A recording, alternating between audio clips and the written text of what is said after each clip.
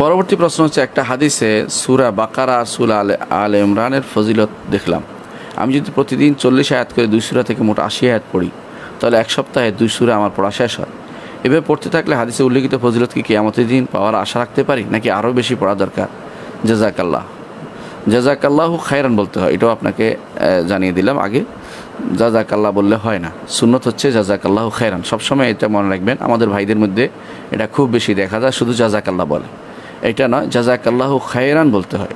দোয়ার ক্ষেত্রে কখনো অর্ধেক বলতে হয় না। রাসূলুল্লাহ সাল্লাল্লাহু আলাইহি ওয়াসাল্লাম শিখিয়ে দিয়েছেন, তিনি বলেছেন, কেউ যদি তোমার জন্য কোনো ভালো কাজ করে দেয়, তাহলে তার বিপরীতটা করে দাও তাকে। অর্থাৎ তাকে, যেটাকে বলা হয় যে মানে প্রতিদান দাও, দিতে পারো। যদি কোনো ভালো কাজ করছে, তুমি তার একটা প্রতিদান দিয়ে দাও, কাউন্টার দিয়ে দাও। যদি কাউন্টার দিতে না পারো, তাহলে বলো জাযাকাল্লাহু খায়রান। রাসূল বলেন না, শুধু জাযাকাল্লাহ বলতে বলেন নাই, সুতরাং শিক্ষা দিয়েছেন জাযাকাল্লাহু খায়রান বলতে। এখন থেকে আমরা কারোর জন্য দোয়া করতে পরিপূর্ণ কথাটাই বলবো, জাযাকাল্লাহু খায়রান, সুন্নাহ মোতাবেক হবে, এবং কল্যাণের দোয়াটা তার জন্য করা হলো, আল্লাহ আপনার জন্য কল্যাণের ব্যবস্থা করে দিবেন। দ্বিতীয় অংশ হচ্ছে এটা যে আপনি বলেছেন সূরা বাকারা আলে ইমরান ফজিলত দেখছেন। হ্যাঁ, ঠিক আছে, নিঃসন্দেহে সেটা ফজিলত রয়েছে। হাদিসে আছে রাসূলুল্লাহ সাল্লাল্লাহু আলাইহি ওয়াসাল্লাম বলেছেন, হাসরের মাঠে সেটা আসবে এক ঝাঁক পাখির মতো অথবা মেঘের মতো আসবে। এসে সে আল্লাহর সাথে সেটা নিয়ে রীতিমতো বাকযুদ্ধ জড়িয়ে দিবে। আল্লাহ, এ আমাকে পড়েছে, আমাকে ছেড়ে দেন, এ আমাকে পড়েছে, আমাকে ছেড়ে দিন, এরকম বলতে থাকবে। এখানে মূল জিনিসটা হচ্ছে আপনার মহব্বতটা, ভালোবাসাটা, অর্থ বুঝাটা এবং এটার প্রতি মহব্বত থাকাটা। আপনি প্রতিদিনই যদি এটা পড়েন, বিরাট ব্যাপার, আলহামদুলিল্লাহ, আশা করি আপনি পাবেন, কোনো সন্দেহ নেই। আর যদি ভালো হয়, যদি প্রতিদিন পড়তে পারেন পুরোটাই, যদি ভাগ ভাগ করে পড়েন তাও সমস্যা নেই।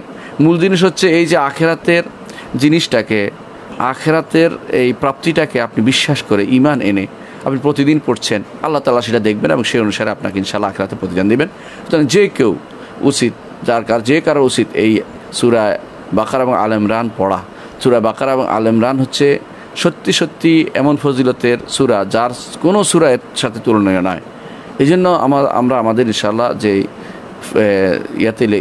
ওজিফা লিখছি, ওজিফাতে ইনশাআল্লাহ প্রথমেই সূরা বাকারা এবং আলে ইমরান নিয়ে এসেছি, পরে অন্যান্য সূরা নিয়ে আসছি। কারণ বাকারা এবং আলে ইমরান থাকলে, একজন মানুষ পড়লে সে কিন্তু এই ফজিলতের অংশ পাবে। এই জন্য প্রতিদিন কিছু না কিছু পড়ুক, মহব্বত থাকুক, ভালোবাসা থাকুক, আশা থাকুক যে আমি এই সূরার মাধ্যমে হাসরের মাঠে এই সূরার সুপারিশ পাবো এবং সূরার মাধ্যমে আমাকে জান্নাতে না নিয়ে ছাড়বে না, এত বড় সুযোগ আমাকে সূরা বাকারা এবং আলে ইমরান দিতে পারে, আমি কেন এর থেকে দূরে থাকবো? এই জন্য প্রতি সময় যাদেরকে আল্লাহ তাআলা সুযোগ দিয়েছেন, একটু কষ্ট করে প্রতিদিন চেষ্টা করবেন সূরা বাকারা এবং আলে ইমরান পড়তে। পুরোটা না পারলে যতটুকু পারেন পড়বেন, পরের দিন শেষ করবেন, অথবা নিয়ম করে নেবেন, যতটুকু পারি আমি পড়ে শেষ করে নিব, অন্তত একটু খেয়াল রাখবেন এবং মনে অন্তরে দৃঢ়ভাবে বিশ্বাস রাখবেন যে আল্লাহ তাআলার কাছে আমি এটা কামনা করব, তিনি হাসরের মাঠে যেন এগুলি আসে।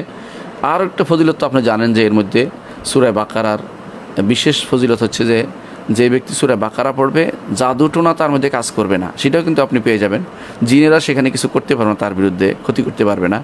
আরও আপনি জানেন যে সূরা বাকারার মধ্যে আছে আয়াতুল কুরসি, তা পড়লে সে তো মৃত্যু ব্যতীত জান্নাতে যাওয়ার মধ্যে তার মধ্যে আর কোনো বাধা থাকবে না, মরলেই জান্নাতে যাবে যদি বিশ্বাস করে সেটা মনে থাকে, আল্লাহকে আরশের উপর মেনে থাকে। সেই জন্যই আয়াতুল কুরসি। এবং আল্লাহকে সর্বময় ক্ষমতার অধিকারী মনে করে আল্লাহর কাছে নিজেকে দিনহীনভাবে যদি ব্যক্তি বুঝে এই অংশটুকু তেলাওয়াত করবে, আয়াতুল কুরসি তেলাওয়াত করবে প্রতি সালাতের পরে, তার জন্য এই বিরাট ফজিলত রয়েছে যে সেই মৃত্যুর পরে জান্নাতে প্রবেশ করবে, তার গুনাহ ক্ষমা হয়ে যাবে। এই বিরাট জিনিস, এই সুযোগটা নিতে পারে একজন মানুষ। তাছাড়া সূরা বাকারার শেষে যে আয়াতগুলো আসছে সেগুলির ফজিলত তো আলাদাভাবে আসছে। সেখানে বলা হয়েছে যে ব্যক্তি এই দুটি আয়াত পড়বে, আমানার রাসূলু থেকে আর ফানসুরনা আল কওমিল কাফিরিন পর্যন্ত, হাদিসে এটা স্পষ্টভাবে আসছে যে এগুলো তার জন্য, সেই রাতের জন্য যথেষ্ট হয়ে যাবে।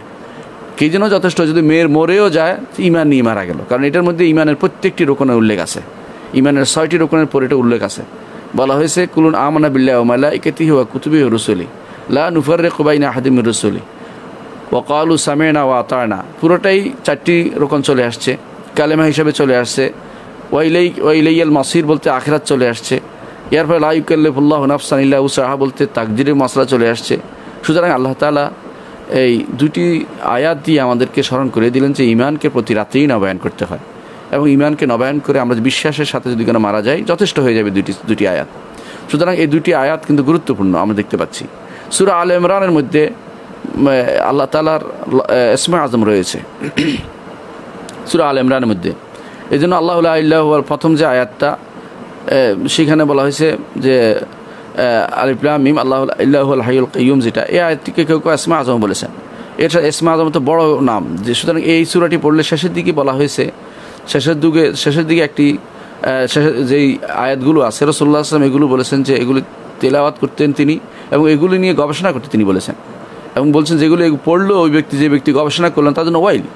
সেটা কি, যেখানে বলা হয়েছে যে যেখানে আল্লাহ তাআলা ঘোষণা করেছেন যে ইন্না ফি খালকিস সামাওয়াতি ওয়াল আরদি ওয়াখতিলাফিল লাইলি ওয়ান নাহার লা আয়াতিল লিউলিল আলবাব আল্লাযিনা ইয়াযকুরুনাল্লাহা কিয়ামান ওয়া কুউদান ওয়া আলা জুনুবিহিম ওয়া ইয়াতাফাক্কারুনা ফি খালকিস সামাওয়াতি ওয়াল আরদি রাব্বানা মা খালাকতা হাযা বাতিলান সুবহানাকা ফাকিনা আযাবান নার।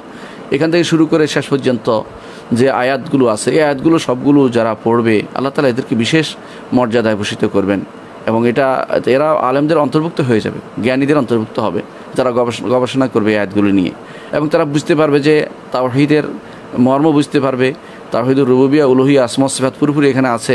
এই জন্য এগুলোকে গুরুত্বের সাথে পড়া অবশ্যই গুরুত্বপূর্ণ। আপনি যতটুকু পড়তে পারেন পড়বেন, এবং বেশি পড়ার জন্য চিন্তা ভাবনা করবেন যত বেশি পারেন।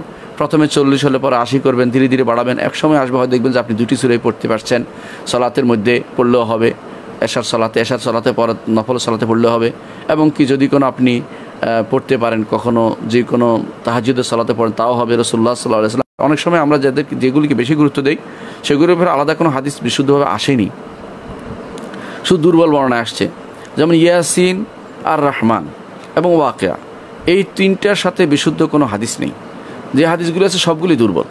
তো সেগুলির আমল করার জন্য অনেক সময় দেখা যায় পাঞ্জেগানা ওজিফা, সহি ওজিফা বলে যারা চালিয়ে দিচ্ছে, নুরানি ওজিফা, সবগুলিতে এই 3টি সূরা দেওয়া হয়, অথচ সূরা বাকারা, আলে ইমরান দেওয়া হয়। নিজের বিবেক দিয়ে বিচার করে তো অনেক কিছুই ভুল করে।